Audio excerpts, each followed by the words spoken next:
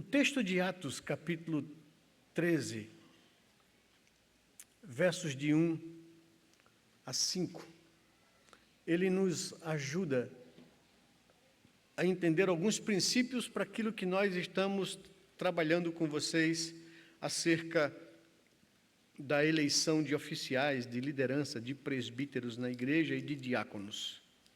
E falamos domingo passado sobre Atos capítulo 6, quando surgiu na igreja a necessidade dos apóstolos estabelecerem um novo ofício na igreja para cuidar da assistência aos santos. E nós vimos ali no domingo passado a diferença clara que a Bíblia coloca entre esses dois ofícios. Hoje eu gostaria de ver com vocês mais um texto que nos ajuda a entender como se deve dar na vida da igreja a escolha de oficiais da liderança da igreja. Atos capítulo 13 é um texto muito rico que nos traz detalhes e informações preciosas. Diz assim o texto: havia na igreja de Antioquia profetas e mestres: Barnabé, Simeão, chamado Níger, Lúcio de Cirene, Manaém, que tinha sido criado com Herodes, o tetrarca, e Saulo. Enquanto eles estavam adorando o Senhor e jejuando, o Espírito Santo disse: separem-me agora Barnabé e Saulo para a obra a que os tenho chamado. Então, jejuando e orando e impondo as mãos sobre eles, os despediram. Barnabé e Saulo, enviados pelo Espírito Santo, foram até Seleucia e dali navegaram para Chipre. Quando chegaram a Salamina, começaram a anunciar a palavra de Deus nas sinagogas judaicas. Tinham também João como auxiliar. Até aí, vamos orar ao Senhor, pedir a sua assistência e direção para esse momento de exposição da palavra de Deus. Senhor, muito obrigado por estarmos aqui juntos nessa manhã, adorando o Teu nome, cultuando ao Senhor, buscando a Tua face, desejando se tornar agradável ao Senhor enquanto igreja, enquanto famílias, enquanto pessoas, para que o Senhor se agrade, se alegre do culto que nós oferecemos a Ti, Senhor. E, consequentemente, que o Senhor manifeste graça e fale ao nosso coração nesse momento, quando aquietamos para ouvir a Tua voz através da exposição da Tua palavra. Usa de graça e misericórdia com nossas vidas, Senhor. Manifesta o Teu poder sobre nós. Abre o nosso entendimento para conhecermos a Tua lei, a Tua vontade, a Tua palavra, e guia-nos enquanto comunidade local, enquanto igreja, para vivermos a nossa vida para cumprir a missão que o Senhor nos tem confiado. Fala conosco nessa manhã, é o que nós te pedimos em nome e no amor de Jesus, Pai. Amém, Senhor Deus. Amém. Então, ao longo desses anos, nós temos aqui trabalhado alguns princípios sobre o ofício na igreja local. E a nossa intenção sempre com isso é fortalecer cada vez mais a igreja, os ensinos da Escritura sobre o papel da liderança, pastores, presbíteros, diáconos. E toda a liderança que está conduzindo, supervisionando, coordenando ministérios, departamentos e sociedades da igreja. Nós já vimos com vocês sobre o trabalho do cuidado pastoral que cabe ao presbítero, bem como sobre o cuidado do bem-estar dos crentes que cabe aos diáconos. Vimos isso no domingo passado, na exposição de Atos capítulo 6. Agora, analisaremos a responsabilidade da igreja na escolha daqueles que irão exercer essas funções. Vimos sobre essas pessoas, as funções distintas de presbítero que pastoreia, de diácono que cuida da necessidade. Agora vamos ver a nossa responsabilidade enquanto igreja na escolha dessas pessoas para exercerem essas funções. O texto aqui de Atos capítulo 13, versos de 1 a 5, nos traz preciosos ensinamentos que devem ser observados pela igreja. Esse texto ensina como a igreja deve buscar a Deus em oração para ouvir a voz e a direção do Espírito Santo na escolha das pessoas. Pessoas que o próprio Deus tem separado para exercer determinadas tarefas e funções na igreja. E prestem então atenção a isso. A responsabilidade da igreja não é exercer livre vontade para escolher quem achamos, na nossa perspectiva, que é melhor, mas é entender a direção de Deus, ouvir a voz de Deus. Porque, no final das contas, em última análise, quem separa pessoas para determinadas funções na igreja é Deus. Cabe à igreja discernir a voz de Deus, entender a voz de Deus, ouvir a voz de Deus e fazer a vontade do Senhor. Destacamos no texto uma importante questão, essa importante questão a ser considerada e aprendida pela igreja. A questão é essa: a escolha de pessoas para trabalhar na liderança e na condução da igreja, em última instância, cabe a Deus e não à comunidade dos cristãos. Nós não vivemos na igreja uma democracia. Nós vivemos na igreja uma teocracia. Deus é quem governa a igreja. E cabe a nós procurar entender o que Deus quer para a vida da igreja. Isso é algo que depende da vocação e do chamado de Deus, do chamado do Espírito Santo. O papel da igreja em um processo de eleição está em ouvir a voz de Deus, discernir e conhecer a sua direção e a sua vontade. A própria Constituição da Igreja Presbiteriana do Brasil, do qual nós fazemos parte, ela diz o seguinte em seu artigo 28: a admissão a qualquer ofício depende, primeiro, da vocação do Espírito Santo. Segundo, reconhecida pela aprovação do povo de Deus num processo de eleição. Terceiro, da ordenação e da investidura solenes feita pelo Conselho da Igreja conforme a liturgia. Então, esses três aspectos aqui, a nossa Constituição como Igreja Nacional afirma isso, que a admissão a qualquer ofício depende primeiro da vocação do Espírito Santo. É o Espírito Santo quem vocaciona, quem chama a pessoa a determinadas funções e ofícios na igreja. E qual a participação da igreja nisso, pastor? Ela reconhece essa vocação do Espírito pela aprovação na eleição, né? E em terceiro, o conselho é quem ordena e quem investe nas funções segundo a liturgia da igreja. Por isso, há a necessidade de se buscar a Deus em oração, para então se discernir a vontade e direção de Deus quando se está na iminência de escolher pessoas para exercer essas funções e tarefas na igreja. Por isso eu convido vocês a observarmos o texto e tirarmos dele lições preciosas para a nossa vida. Então, o nosso assunto é sobre o discernir a voz de Deus, né, na vida da igreja. Primeira coisa que eu gostaria de chamar a sua atenção é que é preciso que a igreja produza pessoas dispostas e bem preparadas. Veja o verso 1 do capítulo 13 de Atos. O que diz o verso 1? Havia na igreja de Antioquia profetas e mestres. Então a igreja produziu, preparou pessoas capazes, né, de liderar. É isso que o texto está nos chamando a atenção. Havia na igreja de Antioquia profetas e mestres.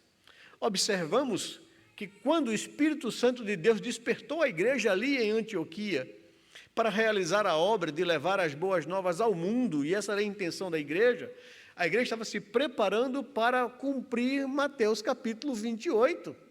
Verso 18 a 20, a grande comissão, alcançar o mundo, visto que a igreja lá em Jerusalém não fez, a igreja aqui em Antioquia estava disposta a sair.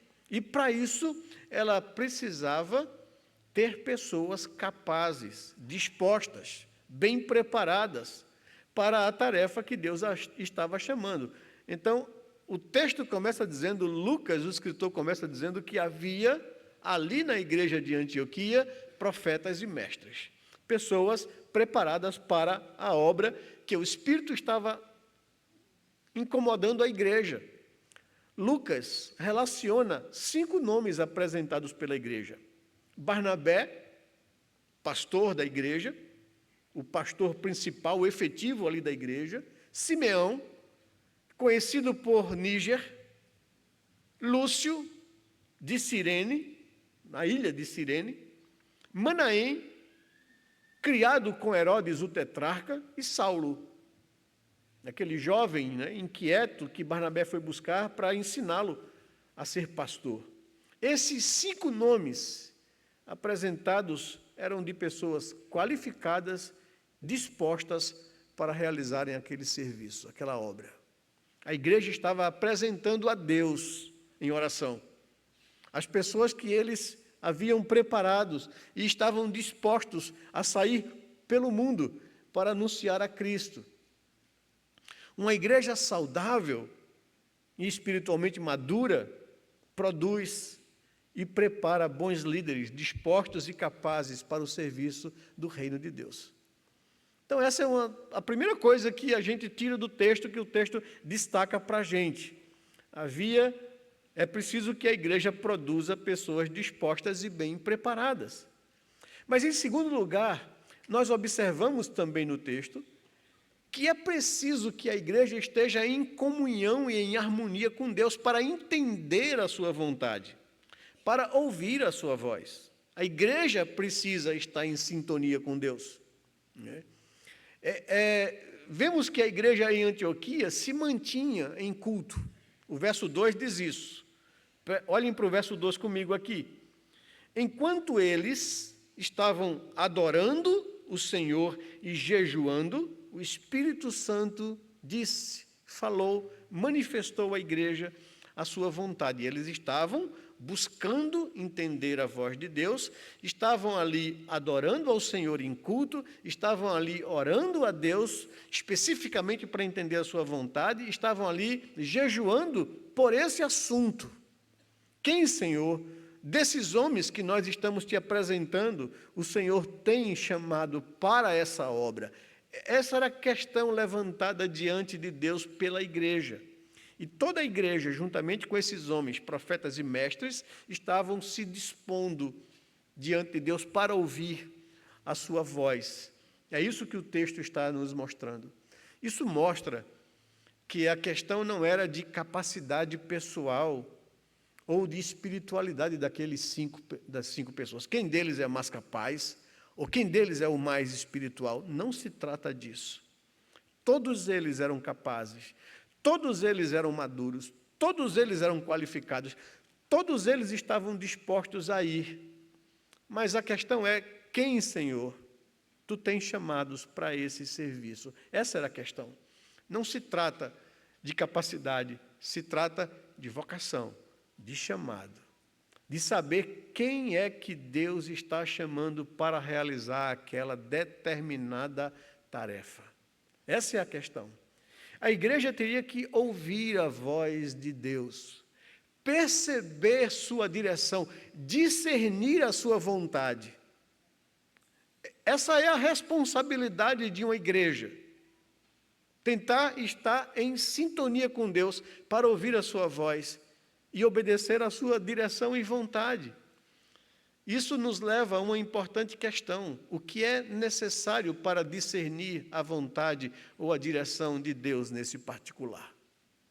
Nós estamos na iminência de escolher presbíteros, diáconos, para essas funções na igreja. O que é necessário a igreja fazer?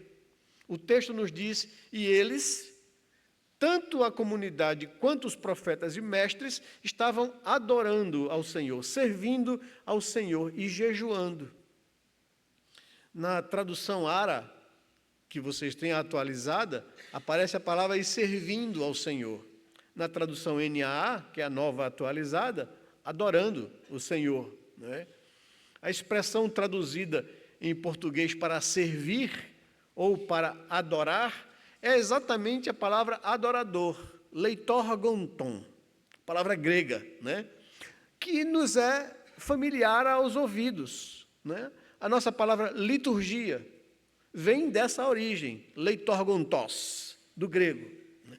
Que significa exatamente adorador, serviço de adoração, de culto, né? A igreja, ela é adoradora, ela é leitorgontos, né? Enquanto a igreja estava servindo ao Senhor em culto, adorando ao Senhor em culto, Deus falou à igreja. Então, essa palavra leitorgonton, da origem da palavra liturgia, serviço de adoração, a ideia é que quando Deus se agrada do culto a Ele prestado, então Ele se revela a sua vontade, né? O Salmo 25, verso 12, diz que ao homem que teme ao Senhor, Ele o instruirá no caminho que deve escolher. Verso 14 diz que Deus manifestará a sua intimidade àqueles que o amam, que o buscam, que o temem. Então vejam, o que é um culto? O que é que nós fazemos aqui todos os domingos, né, solenemente diante de Deus? Nós nos reunimos como povo de Deus para adorar a Deus, para agradecer a Deus pela sua misericórdia e pela sua graça, pela salvação oferecida por nós, pecadores e merecedores da sua misericórdia. Mas Ele deu o seu Filho por nós naquela cruz. Ele fez cair sobre o seu Filho a condenação que era contra nós. E nos oferece gratuitamente a salvação, para que nós nos arrependamos de uma vida longe dEle, para que nós creiamos na suficiência da obra de Cristo por nós em nosso lugar. Então, as pessoas que reconhecem isso, as pessoas que se reconheceram pecadoras, que reconheceram a misericórdia de Deus e creram nela, essas pessoas se juntam para adorar a Deus, para agradecer a Deus, né? E quando o nosso culto é sincero, quando nós nos colocamos diante de Deus com sinceridade e com honestidade, admitindo quem é Deus, um ser grandioso, criador de todas as coisas, e nós, pecadores indignos da sua presença, que nos quebrantamos, que nos humilhamos diante dele, que reconhecemos a nossa pecaminosidade, que confessamos a Ele as nossas culpas e buscamos dele o perdão. Quando Deus se agrada do culto que lhe é oferecido, Ele manifesta a sua graça, Ele fala ao coração. É por isso que nós, reformados, nós dizemos que o culto é uma via de mão dupla. Nós chegamos diante de Deus para cantar os seus louvores, agradecer ao Senhor, adorar o seu nome, reconhecer quem Ele é. E Ele, uma vez satisfeito com essa adoração, Ele manifesta graça aos nossos corações. Ele nos fala através da palavra. Nós dissemos que a pregação da palavra, a exposição da palavra, é a vox Dei, é a voz de Deus. Não por causa do pregador, mas por causa do que ele prega. Ele está falando a palavra de Deus, ele está expondo a palavra de Deus, ele está explicando a palavra de Deus. E cabe a você analisar se o que ele está dizendo bate com a verdade da Bíblia ou se é a ideia da cabeça de um homem. Então, por isso, o cuidado na exposição da Escritura, de tornar claro o texto, para que vocês percebam, é isso que Deus está falando na palavra mesmo, não é invenção, o pastor não está viajando, né? Ele está falando o que a Bíblia está falando, né? Porque o Espírito Santo que revelou a palavra, ele revelou com uma intenção clara. Não há vários sentidos no texto, há um sentido no texto, que deve ser compreendido e aplicado à vida humana. Então, o texto está nos dizendo que quando nós chegamos diante de Deus, buscando agradá-lo com o culto que nós oferecemos, Deus, uma vez que se agrada de nós, revela-se, derrama graça, fala aos corações, desafia-nos, consola-nos, instrui, edifica. A gente sai com o coração renovado, porque temos a consciência que estivemos diante de Deus e Ele usou de graça e misericórdia, se agradou do nosso culto, aceitou a nossa adoração e Ele nos reveste de graça para que a gente possa viver a vida em Sua presença. Leitorgontos. Nós somos adoradores do Senhor. A igreja estava adorando a Deus, buscando a Deus em jejuns e oração, para ouvir a sua voz, para entender a sua vontade, para discernir a sua direção. É isso que está acontecendo aqui. A igreja cultuava ao Senhor enquanto orava e jejuava sobre o assunto específico, buscando ouvir a voz de Deus e conhecer a sua direção nesse particular. Isso aponta para a ideia que a nossa vida cotidiana seja um culto agradável a Deus e que glorifique o Senhor. É isso que Paulo diz em Romanos capítulo 12, verso 1 e 2, que a gente deveria apresentar a Deus a nossa vida como um sacrifício vivo, santo e agradável a Deus, porque isso é o nosso culto racional. E assim nós vamos conhecer qual é a boa, perfeita e agradável vontade de Deus para as nossas vidas. É essa vida que Deus quer que a gente viva diante dEle. O resultado veio.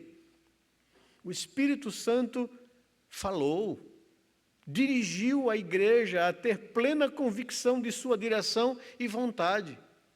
Enquanto eles oravam, jejuavam, adoravam o Senhor, o Espírito Santo disse: separem-me agora, Barnabé e Saulo, para a obra a que os tenho chamado. Dentre aqueles 5 homens dispostos, capazes, qualificados, bem preparados, Deus estava chamando Paulo e Barnabé. Não há outra coisa a fazer senão orar, buscar ao Senhor em jejuns e continuar servindo e cultuando ao Senhor com devoção.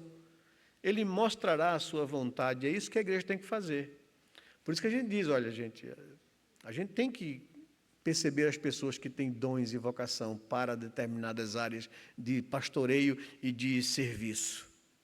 Não é? Mas a gente não pode ser motivado por predileções ou preferências pessoais. A gente tem que ser motivado para tentar entender e ouvir quem Deus quer para essas funções na igreja. Não é? Então, é isso que está em jogo. Mas, em terceiro lugar, a igreja produz pessoas bem preparadas e dispostas. A igreja deve buscar a Deus em oração para estar em sintonia, em harmonia com Deus, para ouvir a sua voz. E, em terceiro lugar, a igreja aqui em Antioquia entendia a sua responsabilidade no suporte espiritual daqueles a quem Deus separou. Veja o que diz o verso 3. Então, uma vez que ouviram a voz do Espírito Santo, a direção do Espírito Santo, separem-me Barnabé e Saulo para a obra que eu os tenho chamado, então, jejuando e orando por eles, impuseram as mãos sobre eles e os despediram, os enviaram. Não é?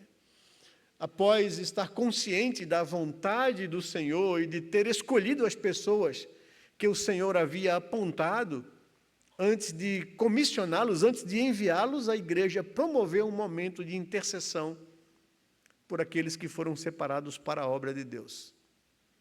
Então, jejuando e orando e impondo sobre eles as mãos, os despediram.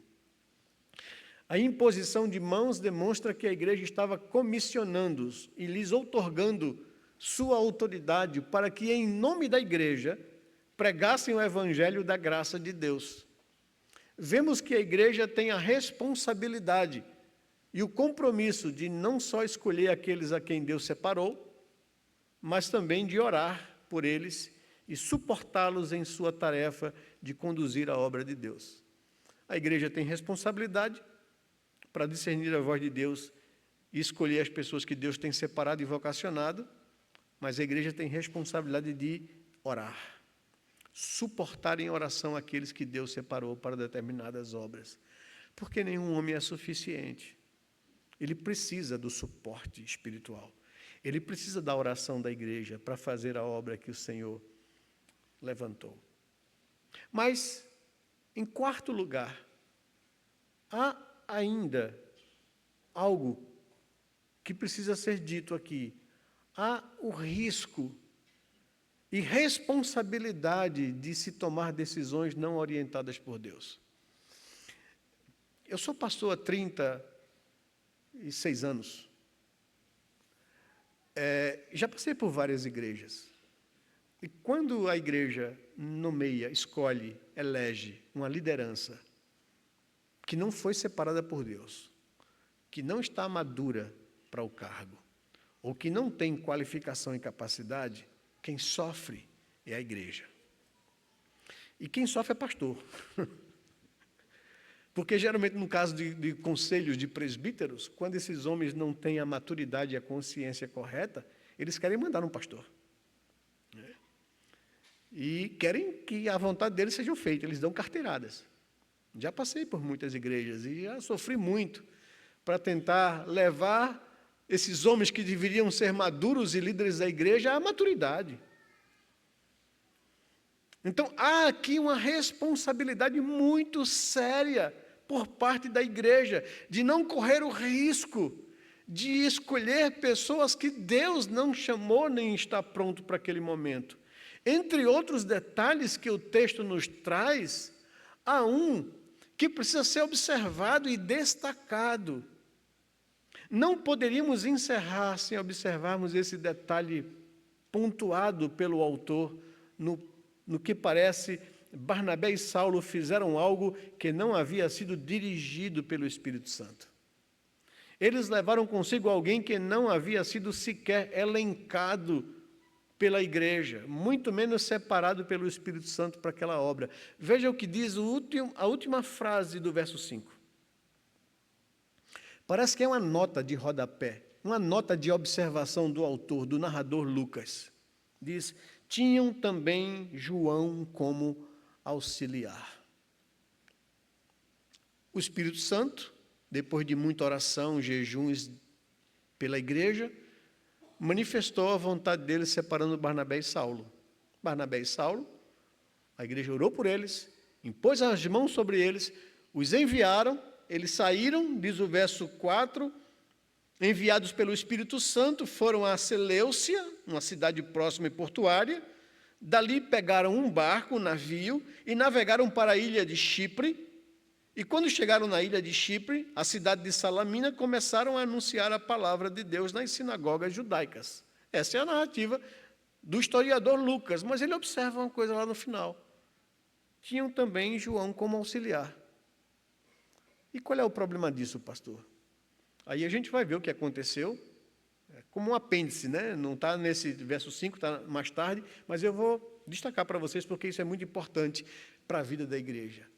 Ainda que a intenção deles fosse boa, treinar o jovem promissor, preparando para o serviço do reino, e claro, Barnabé e Saulo tinham essa intenção, o resultado disso foi desastroso e traumático.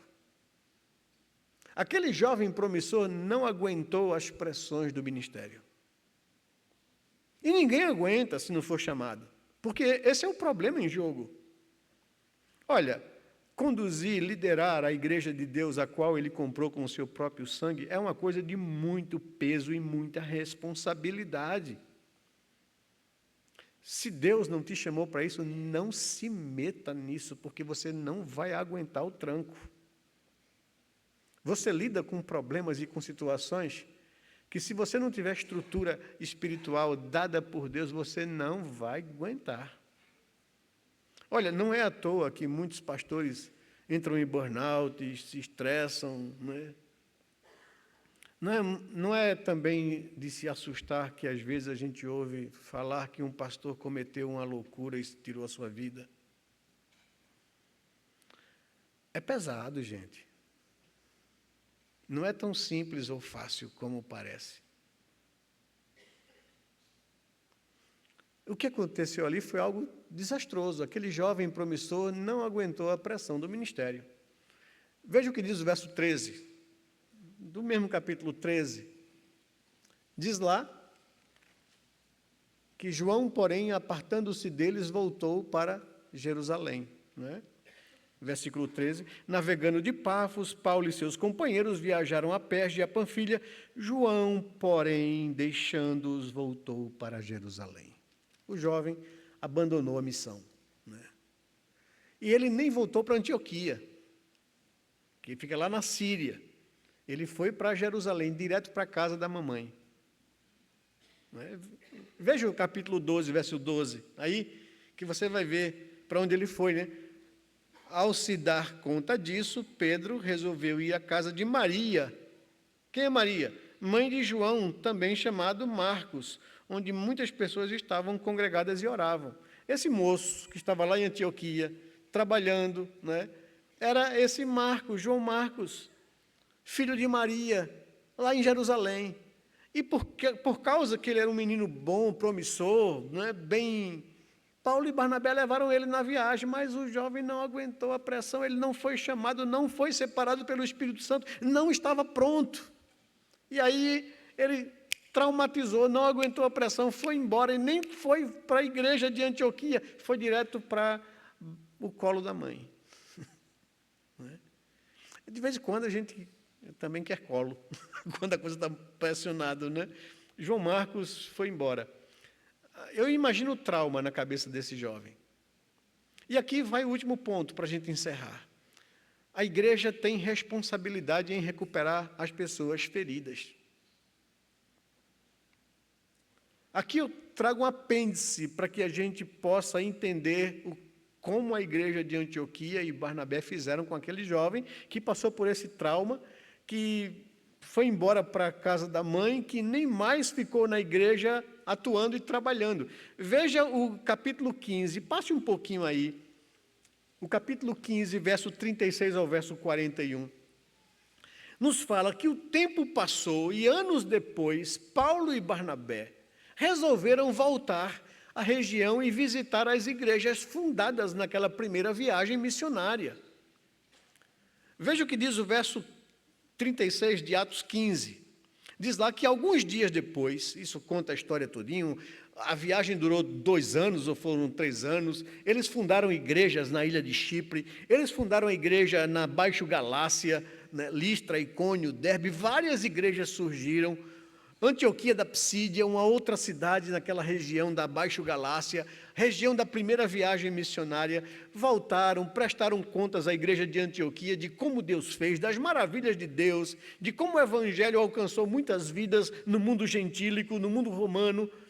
E agora, anos depois, eles resolvem voltar para visitar as igrejas e fortalecer as igrejas. Diz o verso 36 que alguns dias depois, Paulo disse a Barnabé: vamos voltar e visitar os irmãos em todas as cidades nas quais anunciamos a palavra do Senhor, para ver como eles estão. Então houve essa vontade. Barnabé quis levar o jovem Marcos consigo. Veja o verso 37. Barnabé queria levar também João, chamado Marcos, né? Ou seja, Barnabé disse: Paulo, vamos dar uma segunda chance ao menino, vamos recuperar o menino.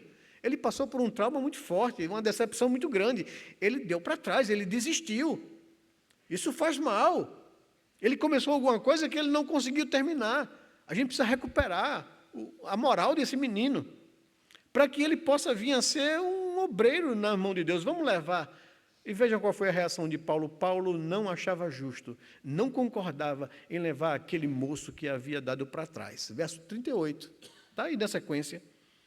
Mas Paulo não achava justo levar aquele que tinha se afastado deles desde a Panfilha, não os acompanhando no trabalho.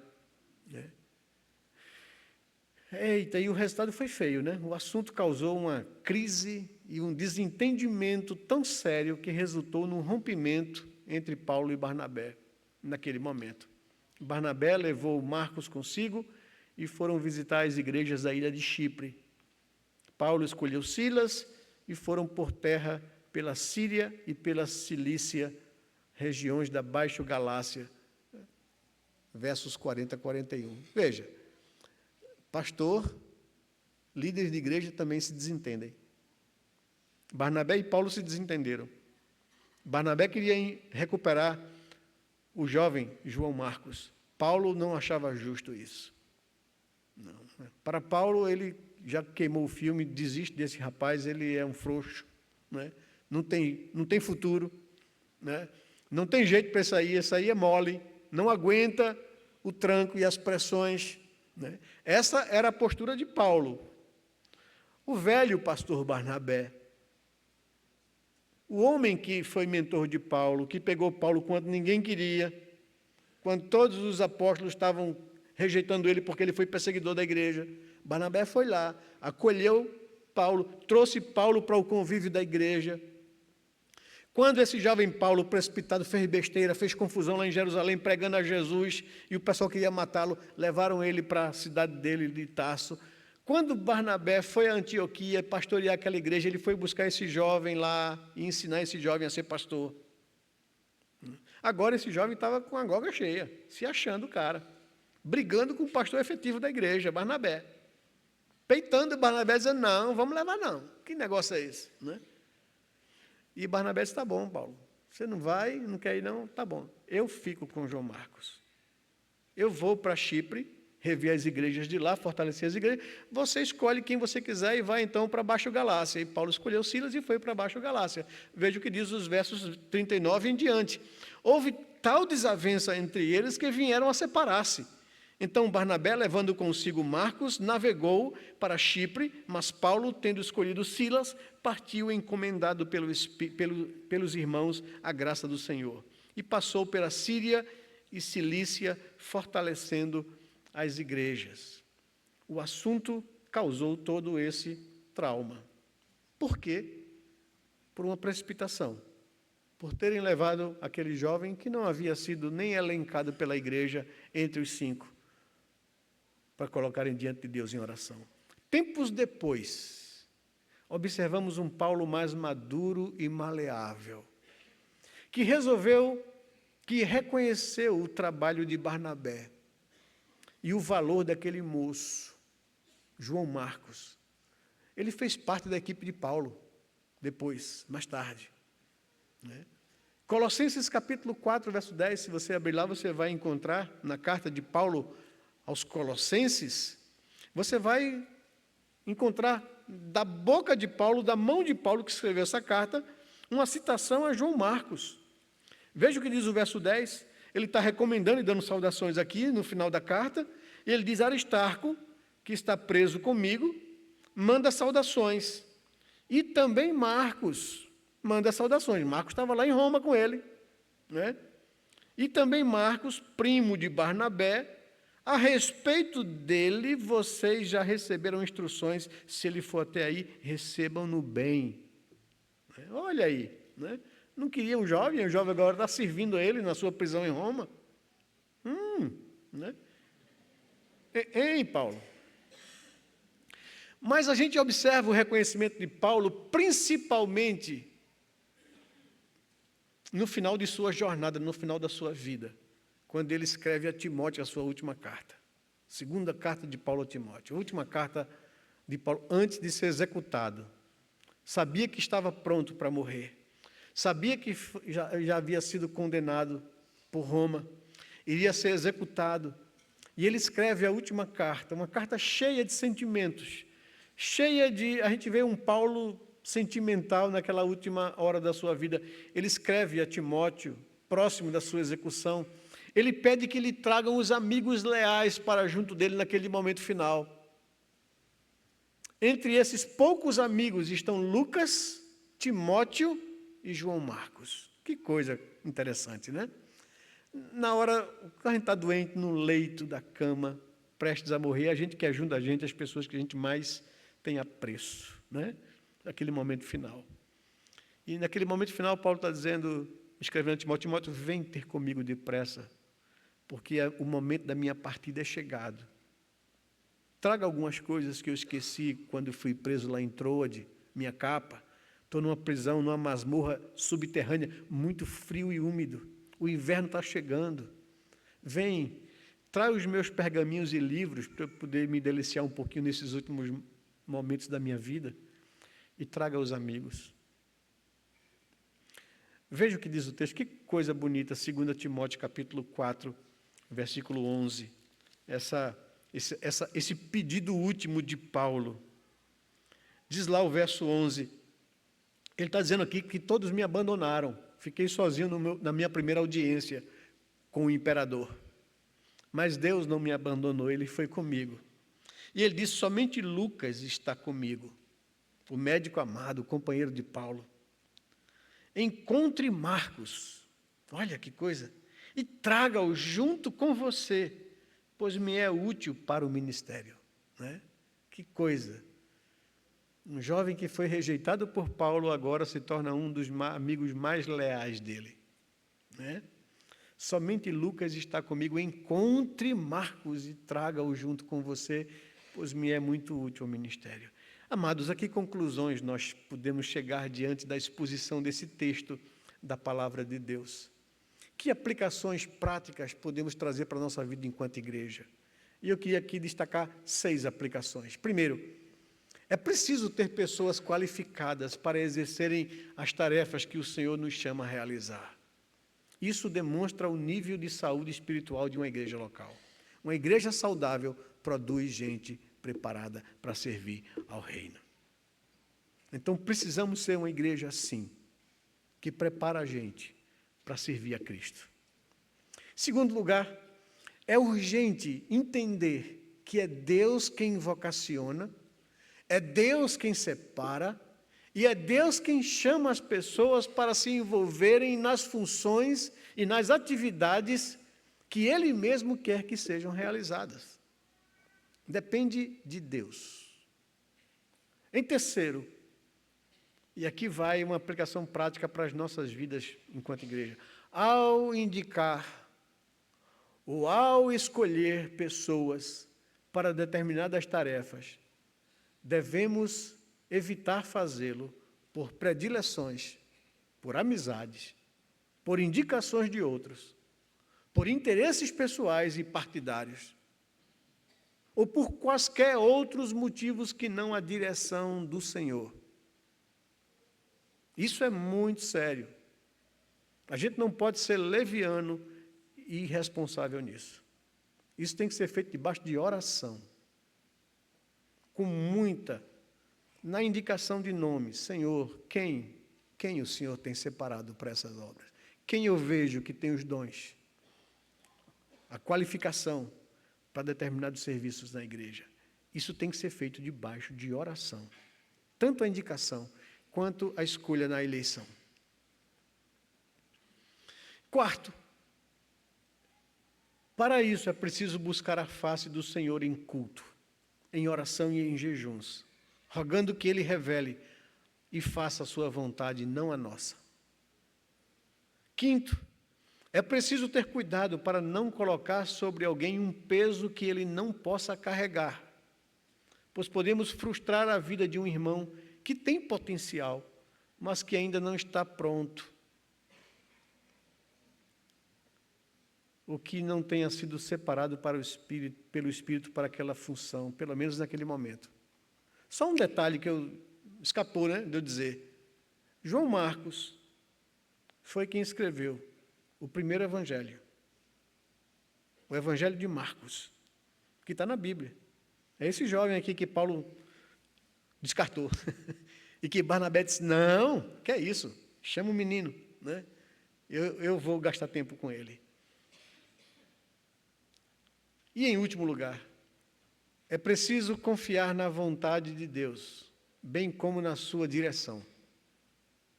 A igreja de Antioquia abriu mão do seu pastor principal, Barnabé.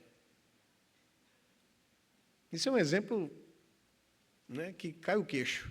Né? Às vezes, quando um pastor vai embora, né, e que a igreja gosta muito do pastor, vê que o pastor é um homem sério, tal, a igreja fica assim meio receosa. Quando o pastor Augusto deu a notícia que ia embora daqui, né, para Orlando, todo mundo ficou com o coração apertado. Né? Mas Deus é quem é o Senhor da igreja, e a gente precisa confiar em Deus. Né?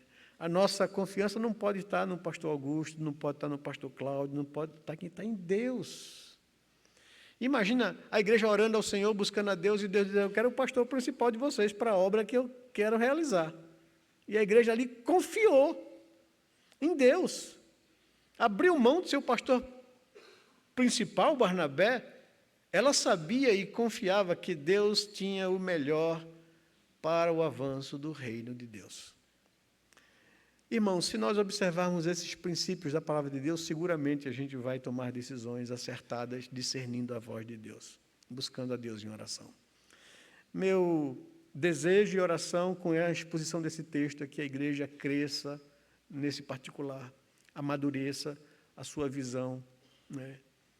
Ore a Deus e jejum e busque ao Senhor, porque uma liderança sadia faz com que a igreja seja saudável, né? Que Deus possa nos abençoar, nos conduzir nesse particular na vida da nossa igreja.